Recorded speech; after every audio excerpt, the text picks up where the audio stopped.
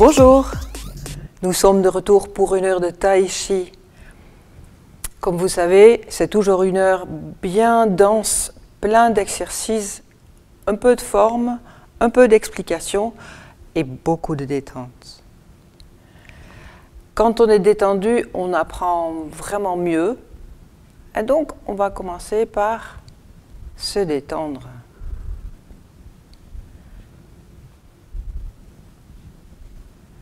Je tourne à droite et à gauche. Et chaque fois, je relâche le talon arrière pour ne pas me faire mal au genou.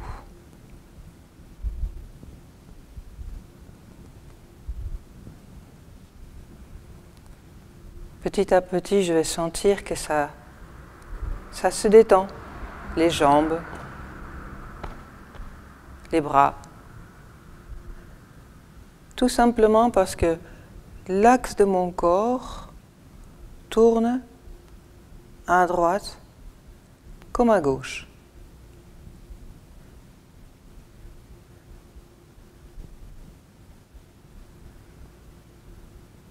Je laisse ce mouvement s'éteindre.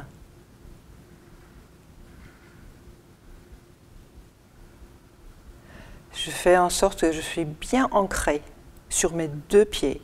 Il n'y a pas un millimètre de surface de mes pieds qui va se décoller. Et là, je vais me secouer et les secousses sont vers le bas.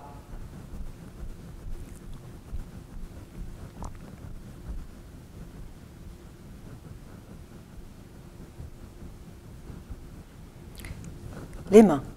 Je secoue mes mains. Et pendant que je secoue mes mains, j'essaye d'être bien ancrée.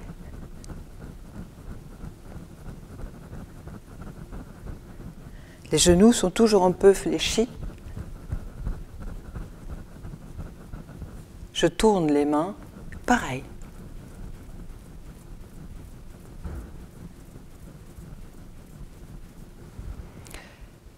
Je vais amener le poids de mon corps à droite et à gauche.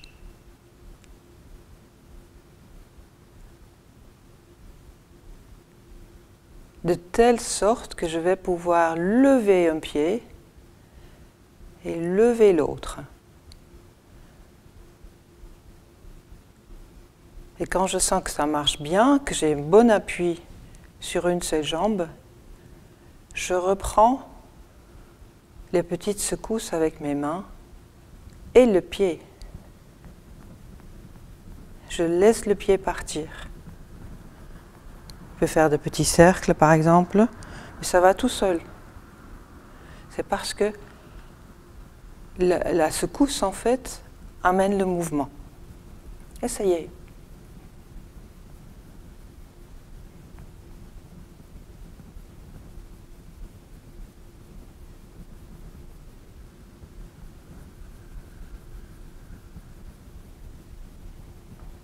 Je vais revenir à nouveau, bien vers le bas.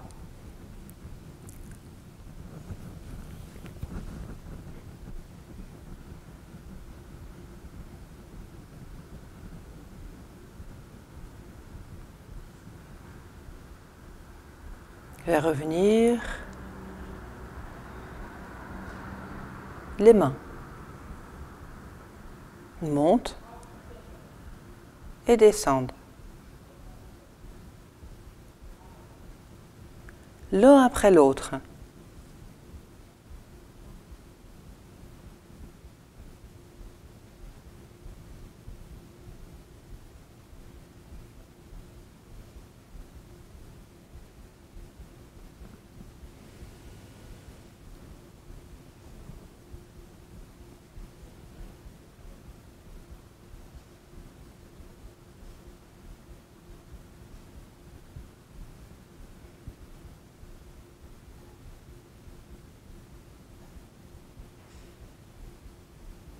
Comme tout à l'heure,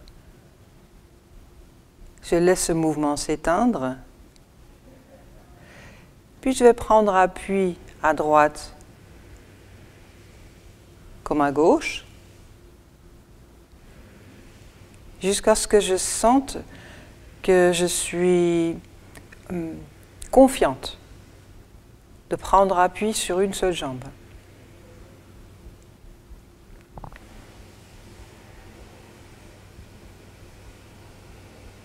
Puis je vais pouvoir lever une jambe et faire un petit pas vers l'avant.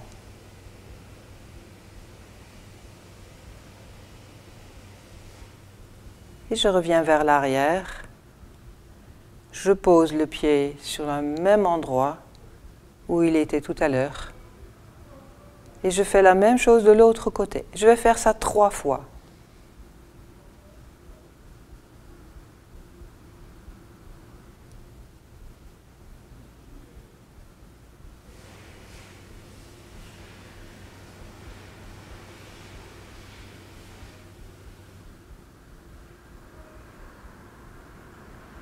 Je vais le faire de profil.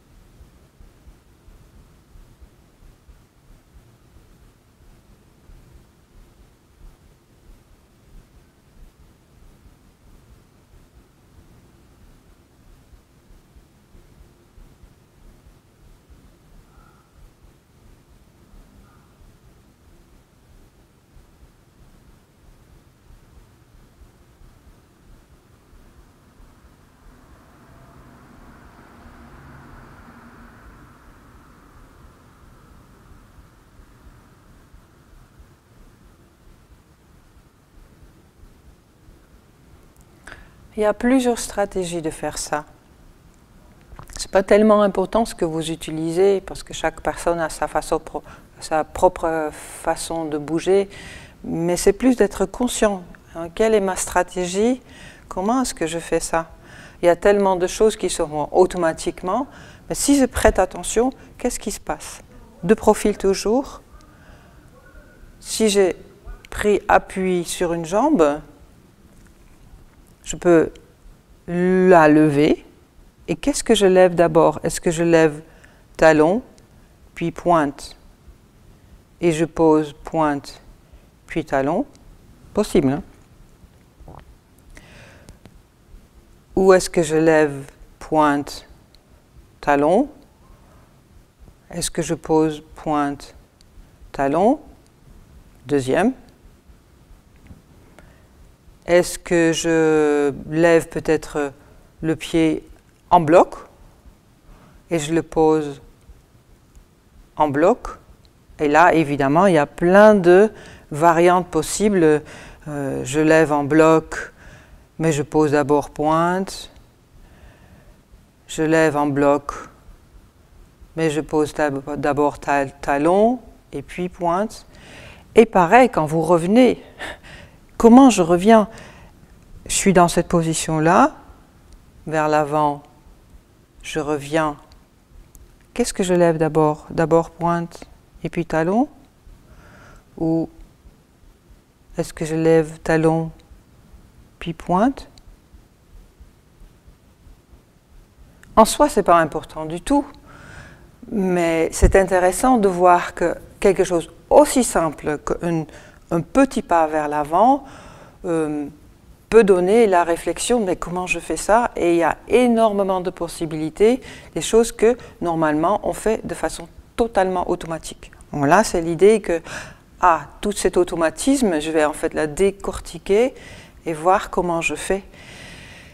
Et une fois que vous êtes sorti de cet automatisme, vous pouvez choisir de le faire autrement ou pas.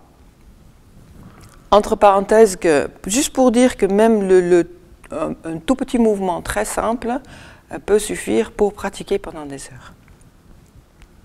Je vais rajouter quelque chose à ce mouvement très simple. Lève, pose. Et quand je vais vers l'avant, je pousse avec le bras opposé.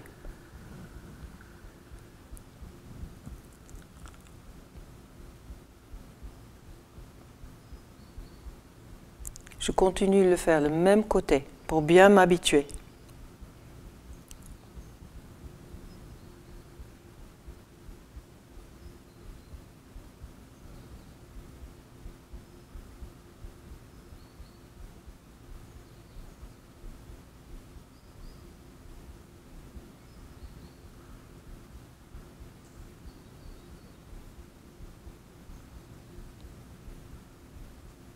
Je reviens.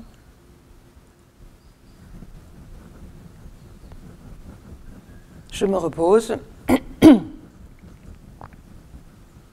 Et je repars de l'autre côté.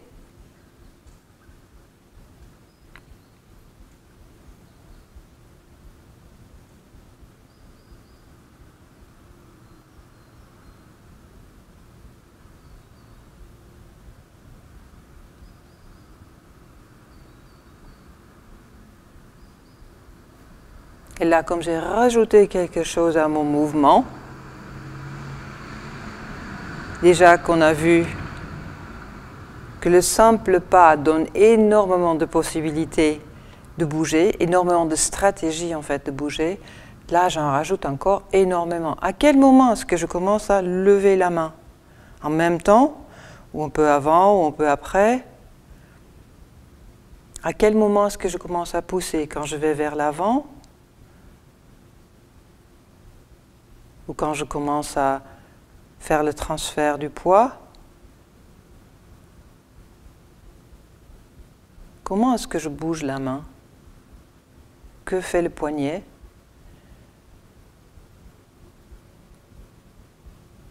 Tout ça pour dire que vous n'avez pas besoin de connaître des mouvements très compliqués ou des formes qui vous semblent difficiles à apprendre.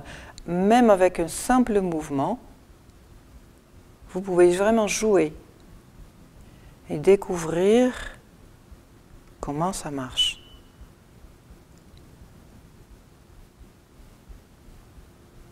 Ok, on va faire la même chose, là, le pas, mais cette fois-ci avec les deux mains, et on va le faire 5 fois, sans commentaire.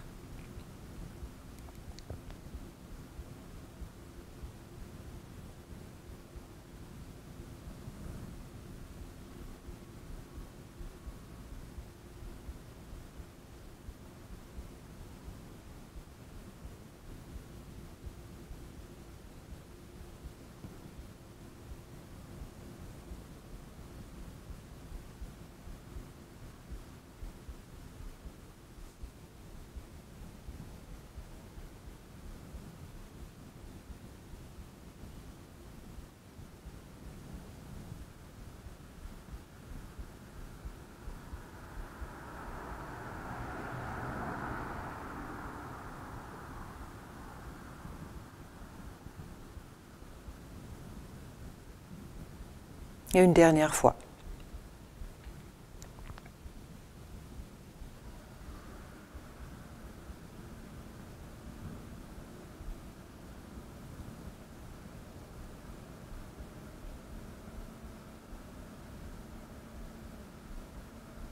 On va revenir.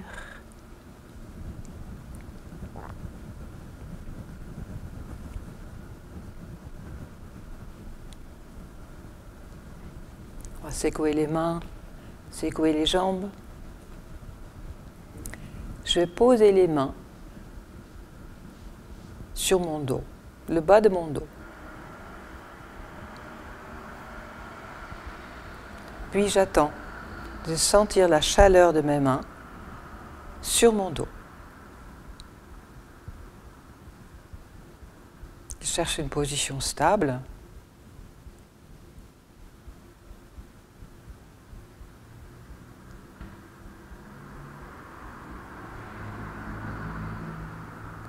Et quand je sens la chaleur de mes mains sur mon dos, je vais faire des cercles.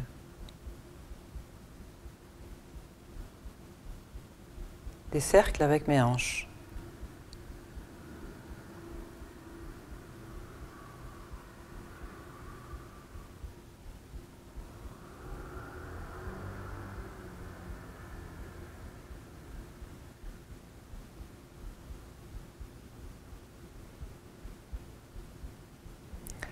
il n'y a pas que le mouvement, il y a aussi la chaleur de mes mains que je sens sur mon dos. Et sous mes mains ou dans mes mains, je sens le mouvement de mon dos, je sens les muscles qui ont aussi une stratégie pour faire en sorte que je fais des mouvements en cercle avec mes hanches.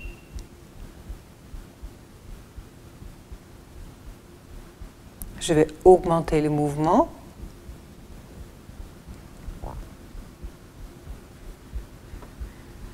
Et je vais peut-être avec mes doigts sentir les vertèbres.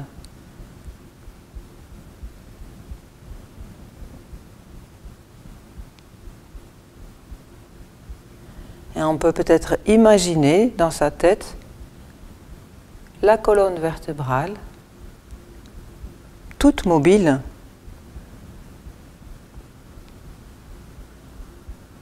où il y a les vertèbres qui bougent ensemble et quand même de façon indépendante.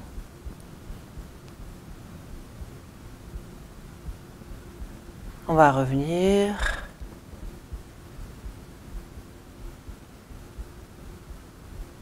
Et on part de l'autre côté. Même chose. Bien sûr, il y a le mouvement. Bien surtout, la sensation du mouvement. La chaleur.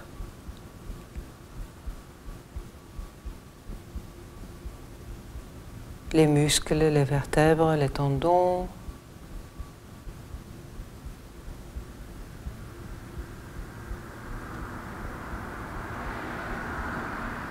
Le mouvement devient plus grand.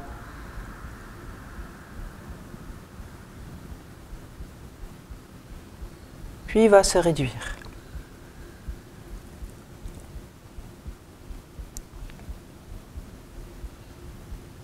Vous avez peut-être vu que je ferme les yeux pendant ce genre de mouvement. Ça m'aide à être plus à l'écoute des sensations que de voir, parce que je n'ai pas besoin de voir quelque chose. Et du coup, moi, ça m'aide à me concentrer. On va revenir.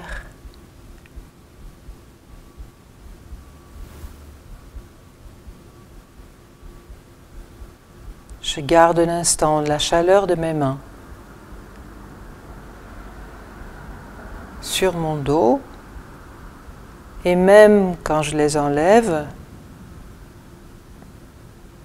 je sens encore cette chaleur.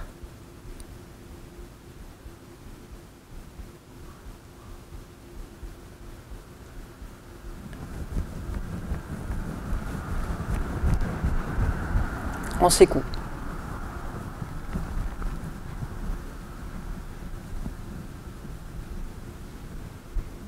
Je vais travailler un peu sur la nuque. On va essayer de s'élancer vers le haut, vers le plafond, comme si je voulais m'étirer. Et une fois que je sens que la nuque est au maximum, je vais amener mon oreille vers l'épaule.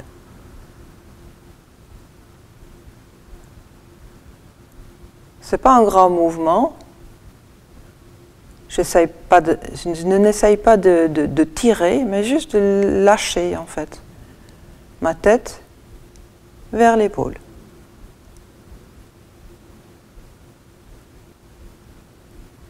On va revenir. Les yeux sont bien sur l'horizon. Je m'étire, je m'élance vers le haut. Et la tête se détend sur le côté.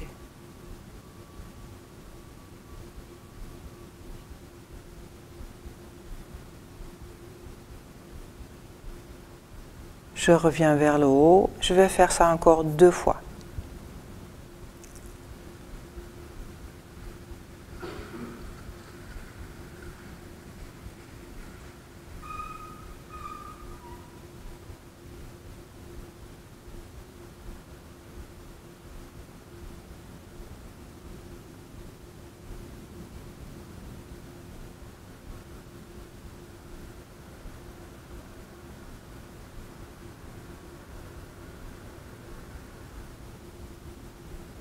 On va revenir.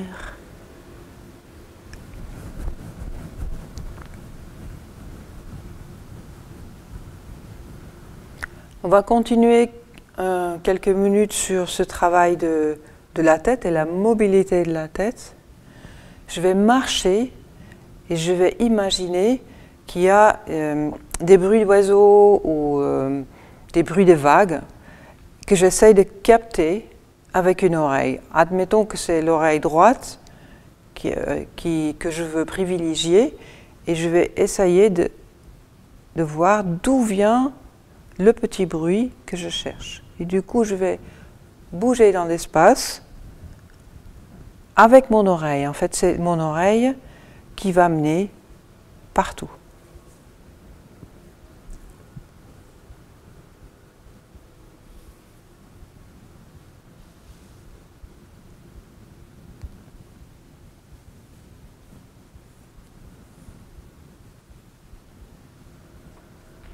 Alors, ça donne une marche un peu bizarroïde, hein, je veux bien. Mais c'est intéressant parce que je ne m'occupe pas du reste de mon corps. Donc, même si cette position me semble un peu bizarroïde, pas grave.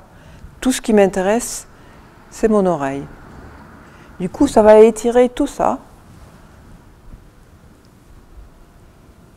Mais sans mettre l'intention sur ce que je suis en train d'étirer, non, je me concentre sur qu'est-ce que j'écoute là? Qu'est-ce qui se passe? On va revenir. On s'élance vers le haut. Et pareil, maintenant c'est la gauche.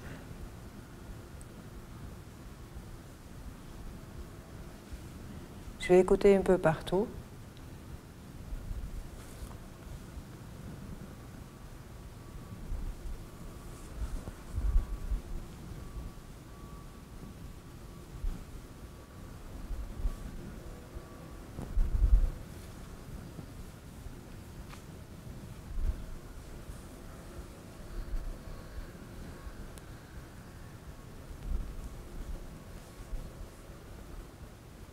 Je vais revenir, m'élancer vers le haut.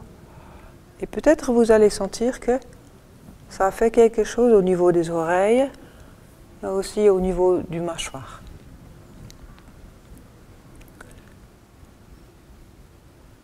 Quelques mouvements de détente, droite-gauche, de la tête.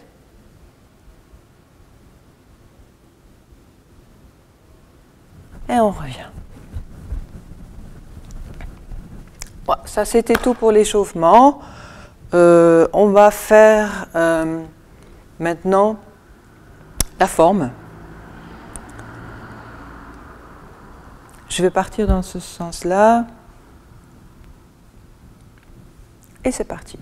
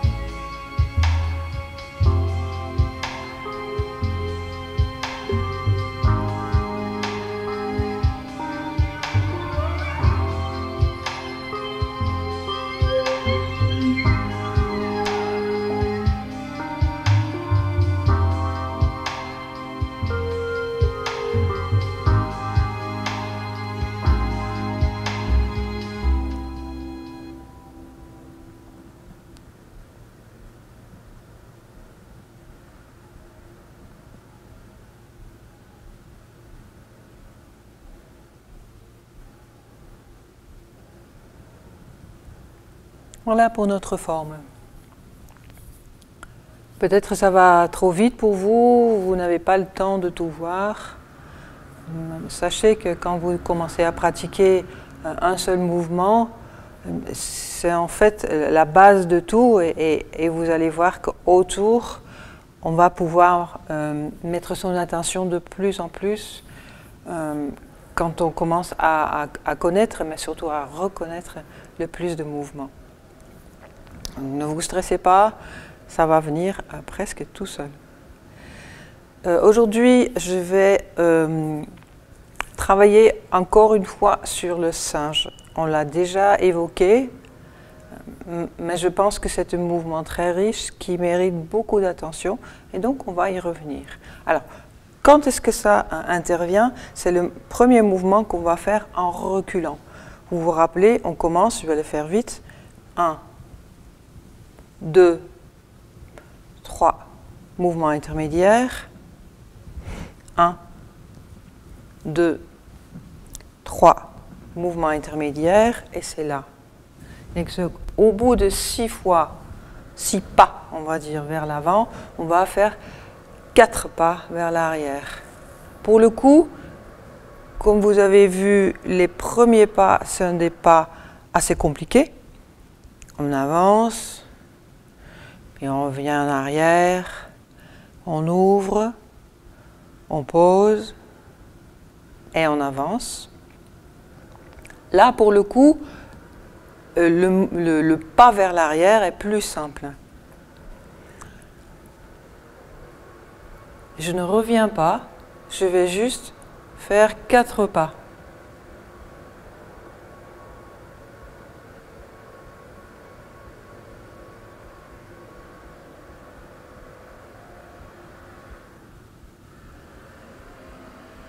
On l'a déjà évoqué, hein, il est toujours important de ne pas croiser.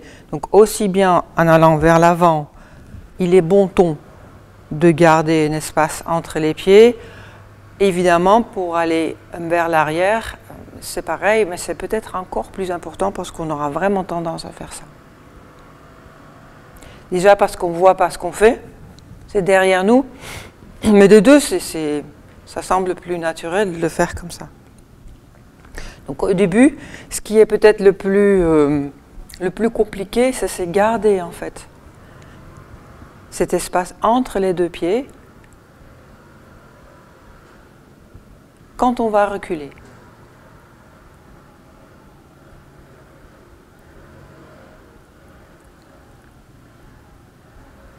Et là, nos exercices, quand on a commencé le cours, sont bien utiles parce qu'on a vu que comment je fais quand je ramène en fait le pied. Vous vous rappelez, on avait fait un demi-pas vers l'avant. Comment je fais quand je ramène le pied? Et là, je vais pas juste ramener le pied, mais en plus le poser plus loin.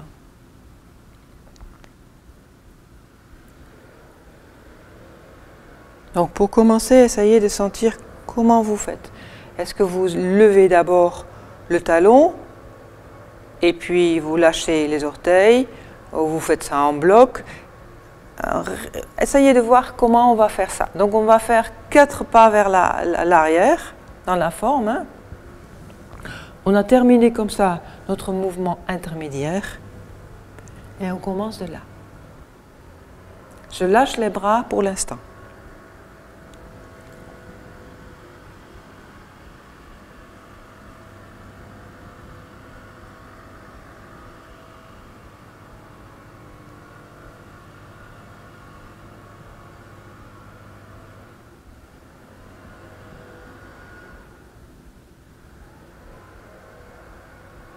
Quatre pas.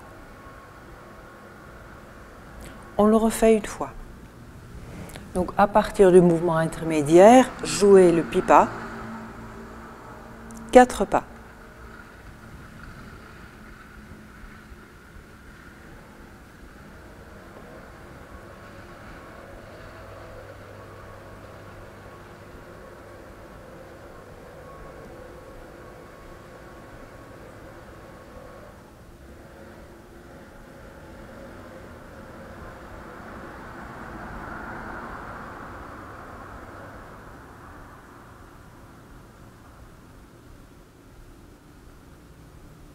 Ça, c'est pour les jambes. Alors, avant de compliquer le mouvement, en général, on essaye toujours d'avoir une espèce d'automatisation de l'autre partie. Donc, les mains et les bras, ça va rajouter une couche de difficulté, on va dire, ou une couche d'attention, plutôt. Donc, je fais en sorte que les jambes, ça va tout seul. Je n'ai plus besoin de m'en occuper. Donc, quand vous commencez ce genre de mouvement, l'apprentissage de nouveaux mouvements, en général, c'est conseillé de commencer d'abord par les jambes pour que cette partie-là, ça va tout seul, je n'ai plus m'en occuper. Donc, essayez vraiment de le faire un certain nombre de temps, un certain nombre de fois, un certain temps, pour que ça devienne automatique. Et je n'ai plus besoin de m'en occuper. Une fois que ça c'est fait, je vais rajouter les bras. Alors, qu'est-ce qui se passe? Vous vous rappelez, jouer le pipa, c'est le dernier mouvement juste avant.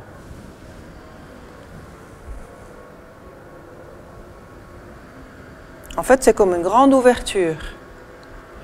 J'avais quelque chose d'assez coincé, jouer le pipa, comme un instrument à cordes, qui fait un mouvement plutôt serré, et de ce mouvement serré, je vais faire quelque chose de très généreux. Très généreux, mais en même temps, comment dirais-je, pour voir si le mouvement n'est pas trop grand, trop généreux, je dois être capable de voir mes deux mains. Donc là, il n'y a pas de souci, hein, je vois les deux mains. Et là, ils vont s'éloigner, éloigner, éloigner. Mais là, je ne les vois plus. C'est que c'est trop loin. Donc, si c'est ça, je sais que c'est trop loin parce que je ne vois plus mon bras. Donc, il est plutôt là.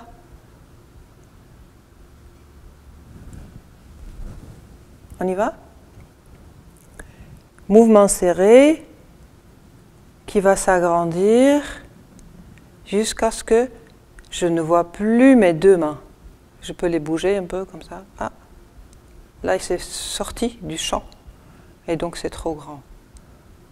Ça, c'est le signal, en fait.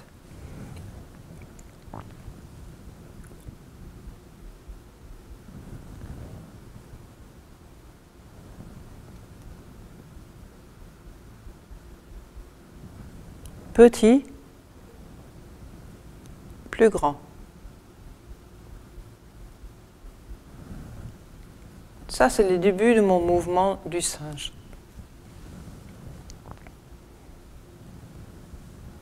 Et maintenant, je vais vers l'arrière.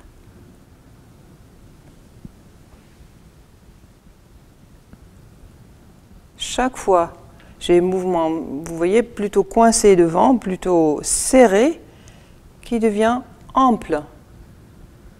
Serré, ample.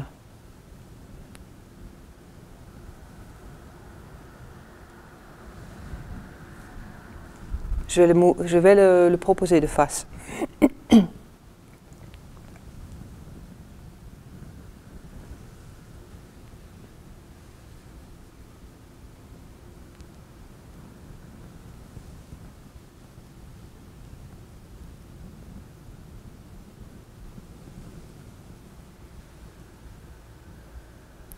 Encore une fois, vous pouvez aussi peut-être imaginer une respiration à partir de là.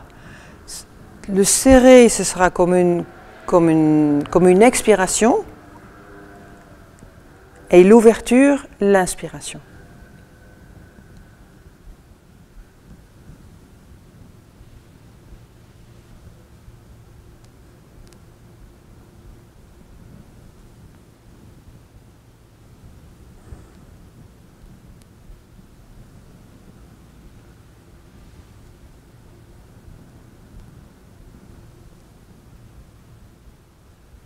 Peut-être ça va vous aider à avoir une image de ce mouvement. Et du coup, travailler de façon aisée, de façon souple, pour que votre mouvement devienne très vivant, vraiment comme une respiration. Alors, là on a parlé donc d'une espèce de respiration généreuse. On a parlé des mains. Est-ce que je vois mes mains? Dans ce cas-là, c'est bon. Est-ce que je ne le vois plus? C'est que il est trop loin. Alors, pourquoi ça c'est important? Parce que vous allez vous faire mal à l'épaule, en fait. Quand vous faites un mouvement vraiment vers l'arrière, que vous allez vraiment comme ça ramener, vous allez ouvrir l'épaule très grand et vous pouvez vous faire mal. Donc, en fait, c'est comme un garde-fou. Je vois mes mains, c'est que le mouvement n'est pas trop grand et du coup, je ne peux pas me faire mal. Donc on a parlé de respiration, on a parlé de est-ce que je vois mes deux mains, et maintenant je vais parler du regard propre, ou plutôt mon attention. Pourquoi je fais ce mouvement? C'est toujours une question qu'il faut se poser en tai chi. Je ne fais jamais un mouvement comme ça, pour rien, juste parce que c'est joli, mais ça a une utilité. L'utilité en l'occurrence, c'est que c'est une saisie. J'imagine qu'il y a un petit singe, ou un grand singe, qui a pris mon bras et je vais me défaire de la saisie et je repousse. D'où le nom du mouvement qui est repousser le singe. Donc admettons, il y a ce bras qui est saisi et je vais repousser le singe. Mon regard, ou plutôt mon attention, est devant, parce que je suis en train de repousser le singe. Ce qu'on voit souvent, c'est que c'est ça. Comme si j'étais déjà partie, pendant que mon mouvement, en fait, n'est pas encore complètement terminé. Donc, soyez bien vigilants que ça se passe là. Et après seulement, je fais attention à l'autre bras qui va partir. Poussez vers l'avant, l'attention vers l'avant. Et puis une fois que c'est fini, je peux relâcher l'attention pour regarder qu'est-ce qu'il fait l'autre main là, où il est parti où tout seul. Ah, il est là, ah, elle est là, ah, c'est bon.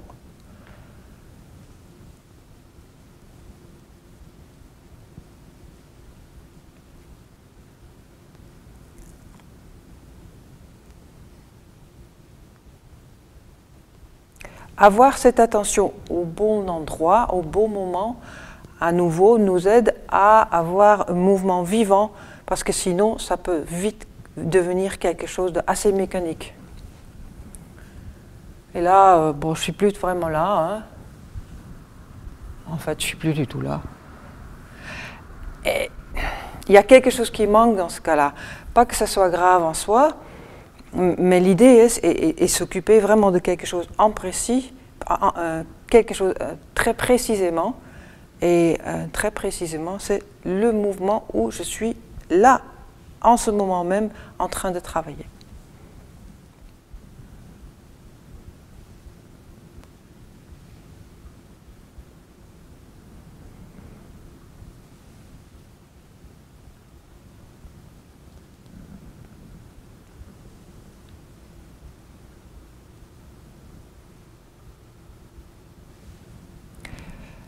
On va le faire encore une fois à partir du mouvement intermédiaire jouer le pipa en reculant. Donc essayez de... Bon, là ça fait beaucoup de clés, hein. Ça fait les mains, où est-ce que sont mes mains, où est mon regard, comment je recule. Essayez de choisir un thème, peut-être juste les mains ou juste le regard, pendant ces 4 pas. C'est parti.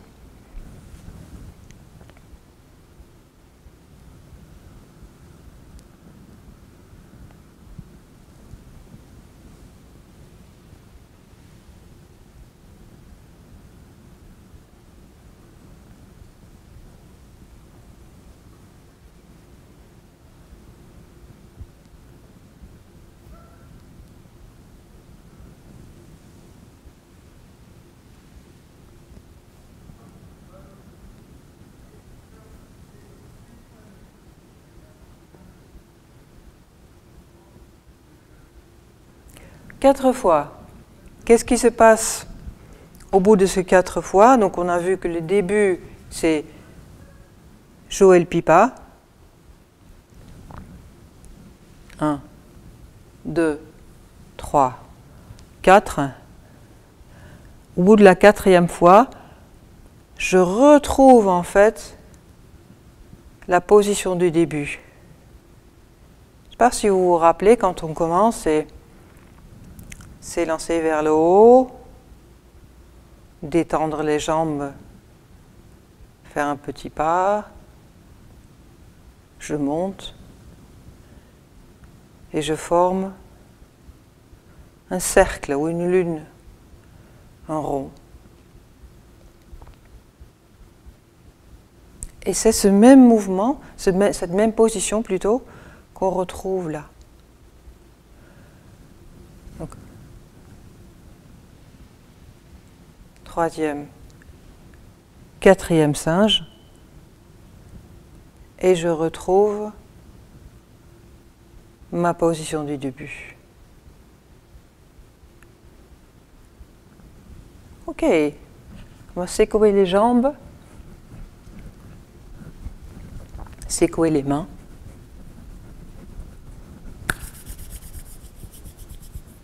Et puis, on va refaire pardon, tout le début de la forme jusqu'au mouvement, jusqu'à la position qu'on vient de voir. C'est parti.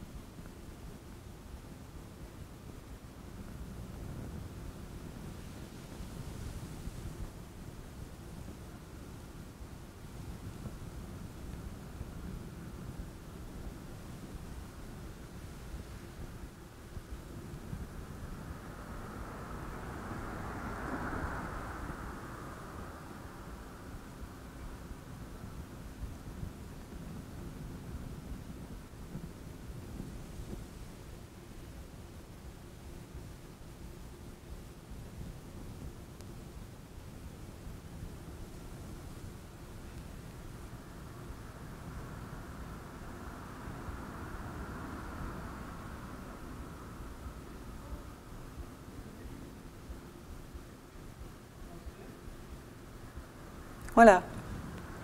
Donc, entre parenthèses, ce que je vous ai dit par rapport aux mains avec le singe,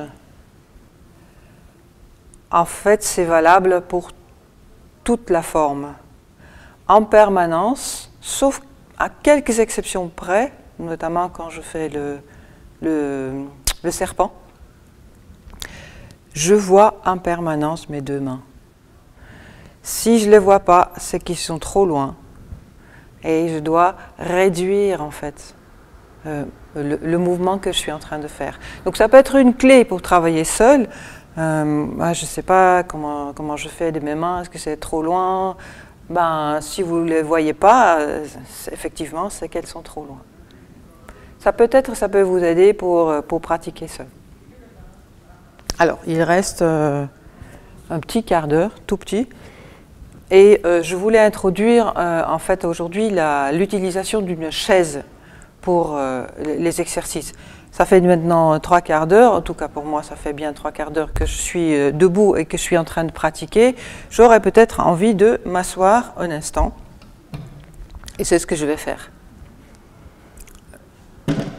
Voilà, j'ai une chaise toute bête en bois.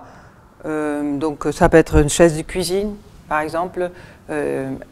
Quand vous voulez faire ce genre de mouvement, essayez d'éviter quelque chose qui s'enfonce, plutôt quelque chose qui soit dur. Et en fait, on n'a pas besoin vraiment de dossier, donc un tabouret fera très bien l'affaire.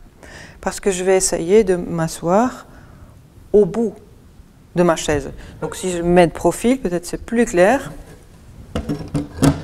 Voilà. Je ne vais pas me caler au fond, mais je vais plutôt faire en sorte que mes ischions, hein, les os de mes fesses, sont plutôt sur le bord. Alors celui-là est un tout petit peu haut pour moi, c'est pas très grave parce que vous voyez, mes cuisses ne sont pas tout à fait parallèles au sol. Mais bon, on fait avec ce qu'on a. Et je vais commencer à essayer de m'installer bien sur ma chaise. Vous avez une idée maintenant comment je fais? Idéalement, c'est parallèle au sol. Si ce n'est pas le cas, tant pis. Voilà, donc je commence par bien m'installer. Hop, hop, hop, hop. Droite, gauche. Élancé vers le haut, les deux pieds au sol, et les mains sont posées sur les cuisses.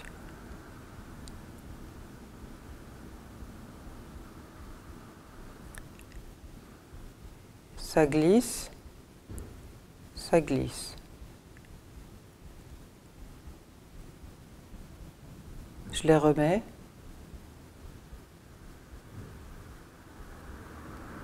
Je les remets.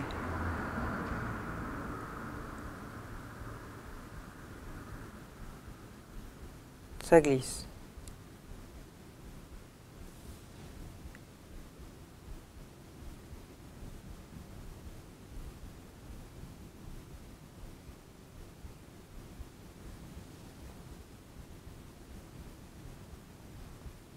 Et une dernière fois.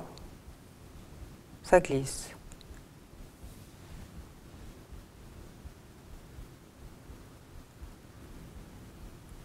Maintenant, je vais lever le talon et poser.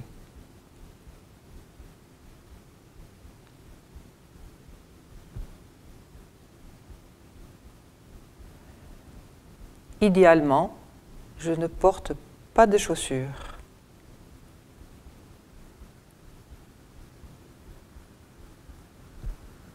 Parce que quand je repose le talon, et je le laisse tomber, hein, tac, il y a une petite secousse qui va se propager dans la jambe et qui va arriver dans le bas de mon dos.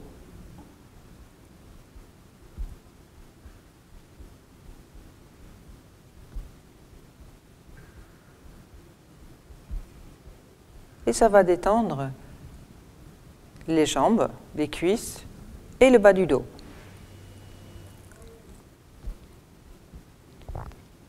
Je fais ça un certain nombre de fois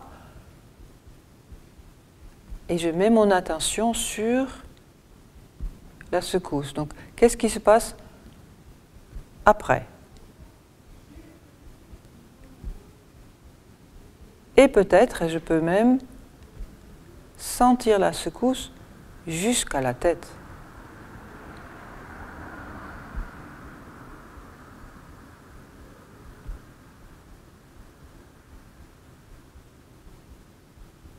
je bouge tout librement, comme je veux. Puis, je me réinstalle bien, je cherche ma place.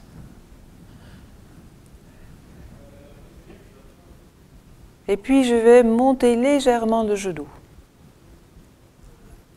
Tout ce que je vais utiliser sont les muscles de la cuisse. Tout ça, c'est détendu. Et je pose là où le pied tombe. L'autre côté, pareil. Monte. Descend.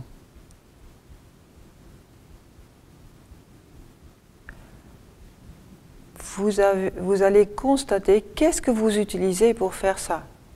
Alors, moi je sens en tout cas, quand je vais monter cette cuisse-là, que je prends plus appui sur l'autre pied, comme si je voulais enfoncer le pied dans le sol.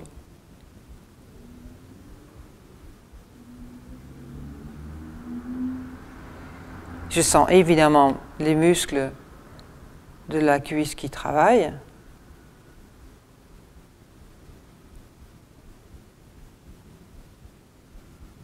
Je sens le bas de mon dos.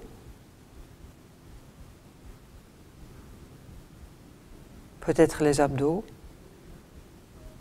Essayez de voir qu'est-ce qui doit travailler dans votre corps juste pour lever la jambe quelques centimètres. Il y a un paquet de choses qui se passent là-dedans.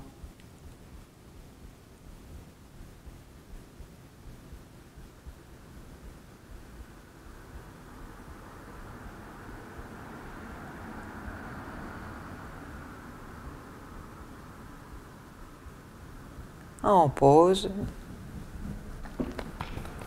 À nouveau, bouge librement.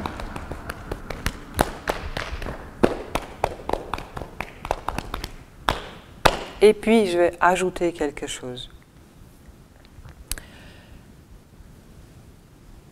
Je commence par poser les mains sur les deux cuisses, lever le talon. Peut-être de profil, c'est plus simple. Je sais pas. Au moins pour expliquer. Donc, je suis bien installée. Je vais monter talon et poser. Doucement. L'autre côté, pareil.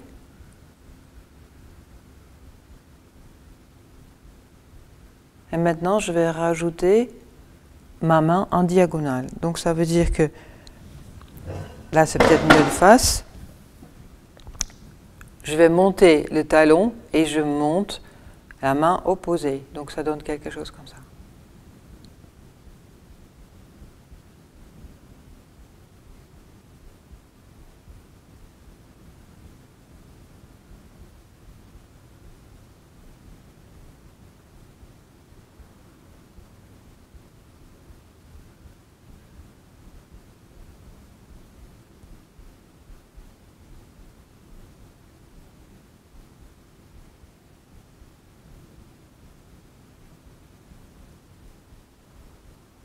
Alors là, le défi est le rythme et la vitesse. Vous avez vu que sous mon talon, quand je lève le talon, c'est question de quelques centimètres.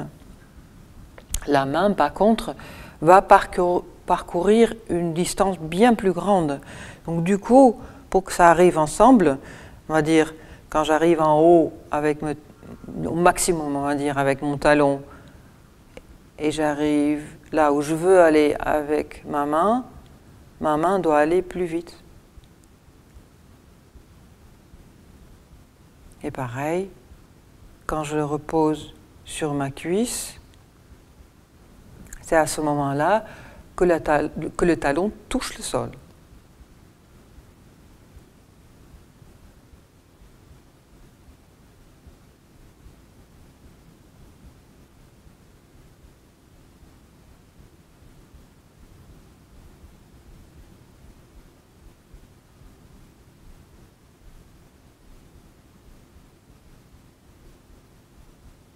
Mais là, c'est vraiment une question de rythme.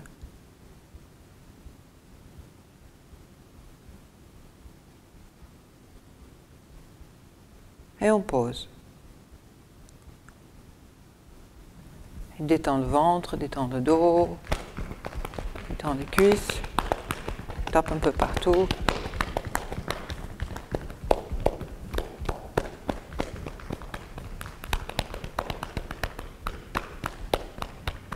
Donc on a vu un travail en fait en diagonale. C'est un travail qui nous aide à faire une bonne communication avec les deux hémisphères de nos cerveaux. Du moment que je demande quelque chose à droite qui est différent de ce que je demande à gauche, ils doivent se connecter. Ça, ce sera plus simple. Et vous allez sentir d'ailleurs que c'est plus simple parce que je demande quelque chose à une côté. Ça marche en diagonale, hein, grossièrement. Et là, je demande quelque chose en même temps. Et donc la richesse de ce simple mouvement réside là. Ok. Presque fini déjà pour aujourd'hui, ça va très vite, 1 heure, en tout cas pour moi. Je vais terminer cet petit exercice avec une chaise sur comment est-ce qu'on se lève. Très souvent, quand on se lève, on prend appui sur quelque chose. Une table, que sais-je. Sauf que ce n'est pas toujours stable, on ne sait pas. La table peut se barrer, peut se casser, que sais-je. Donc, ce qui serait bien, c'est de toujours prendre appui sur son propre corps ou sur ses propres jambes quand on se lève. L'idéal étant bien sûr que je suis tellement sûre de mes jambes que hop, pas de souci, je peux me lever comme ça. Mais si je ne peux pas, pour raison X, je vais pouvoir prendre appui sur moi-même. Ça veut dire que je prends appui sur mes cuisses. L'idéal est de tourner les doigts légèrement vers l'intérieur et de commencer à prendre appui sur ses épaules. De profil, ça donne ça. Donc je suis bien stable. D'abord sentir que mes 2 pieds sont bien stables au sol. Je pose les mains et je vais me pencher vers l'avant en prenant appui. On va revenir.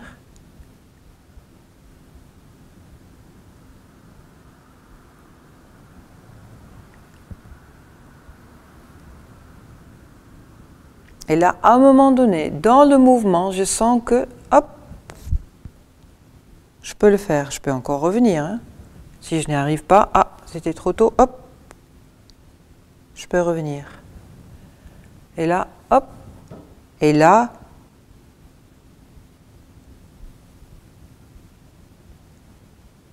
je suis debout.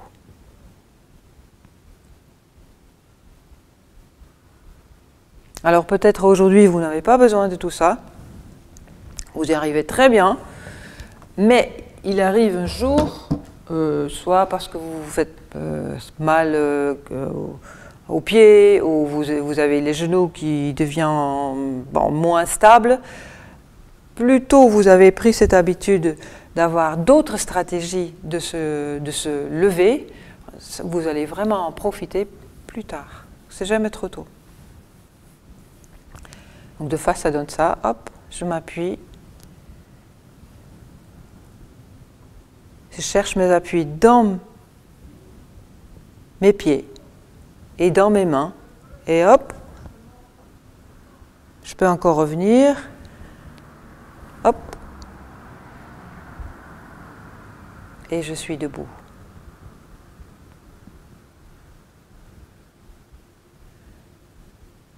Ça vous évite plein de problèmes et des chutes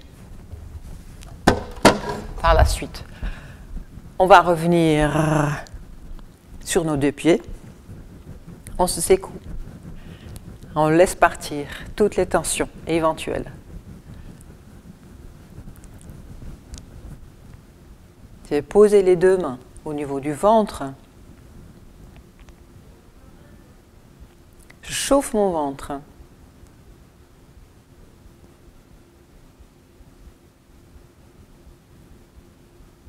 Je vais ouvrir et fermer 3 fois.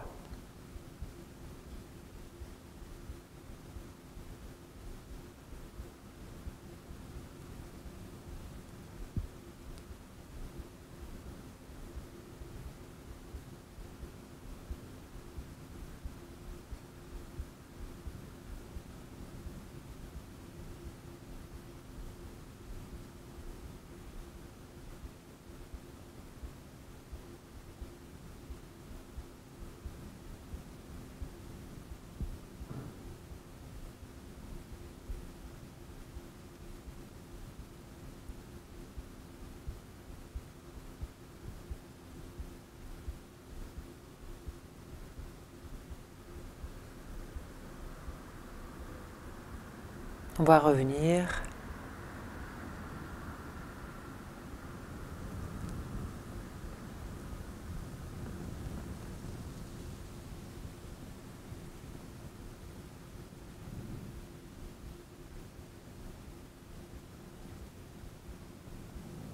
Voilà, c'était tout pour aujourd'hui, pour notre Tai Chi, notre pratique. J'espère vous revoir très bientôt. Merci.